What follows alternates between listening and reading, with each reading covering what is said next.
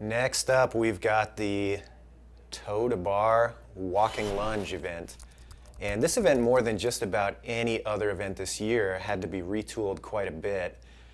In the initial testing, this was actually a heavy deadlift toe to bar workout. It was 21, 15, 9 heavy deadlifts. I think we tested it at 345.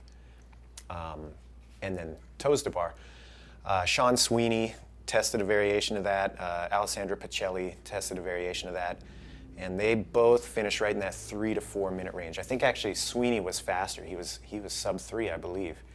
And that's what Dave was looking for, was a test that was going to be pretty fast, kind of sprint style event, but with one of his favorite things to do, which is force the athletes to make a decision. Can I hold on and do these completely unbroken, or do I have to kind of respect where I might have to take a break in order to come out with a faster time on top? So he likes playing with that line of taking it right to where the athletes could do it unbroken if they have a lot of confidence, but they're probably going to have to make 1 or 2 strategic breaks. Now, when we tested this event, it took us a while to kind of land on this final rep scheme. We looked at that deadlift event, and it was good as a standalone, but when we backed up and looked at the rest of the competition day, there was just a little bit too much overlap with some other tests that the athletes are going to experience on that day. So we went back and said, okay, we like the kind of time frame.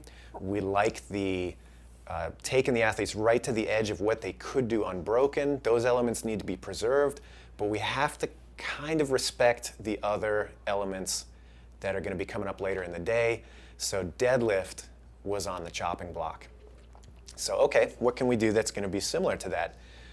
We thought a walking lunge was different than some of the other movements we've experienced so far.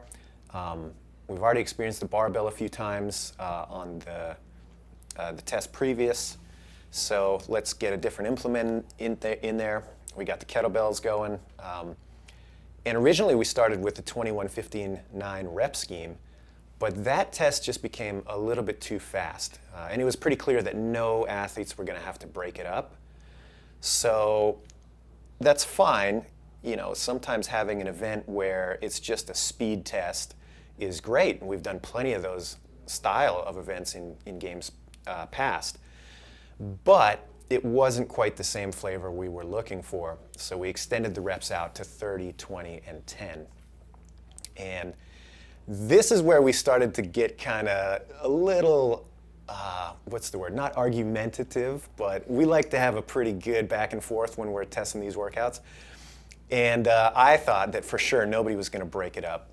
And Dave's like, you're crazy. Everybody's going to take at least one break strategically.